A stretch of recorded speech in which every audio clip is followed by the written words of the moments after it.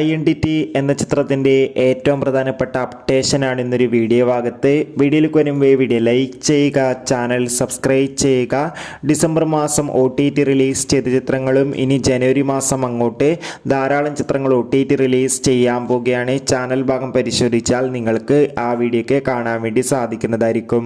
ടൊവിനോ തോമസ്, തൃഷ എന്നൊക്കെ പ്രധാന കഥാപാത്രങ്ങളായി നാളെ ജനുവരി 2-ാം തീയതി റിലീസ് ചെയ്യാൻ പോകുന്ന ചിത്രമാണ് ഐഡന്റിറ്റി. എല്ലാ സിനിമാ പ്രേമികളും ഒരേപോലെ ചിത്രത്തിൻ്റെ ഓരോ അപ്ഡേഷനും അറിയാൻ വേണ്ടി ഏറെ ആകാംക്ഷയോടെ കാത്തിരിക്കുമ്പോൾ ചിത്രത്തിൻ്റെ ഏറ്റവും പ്രധാനപ്പെട്ട പ്രിവ്യൂ റിപ്പോർട്ടൊക്കെ പുറത്തുവന്നിരിക്കുകയാണ്.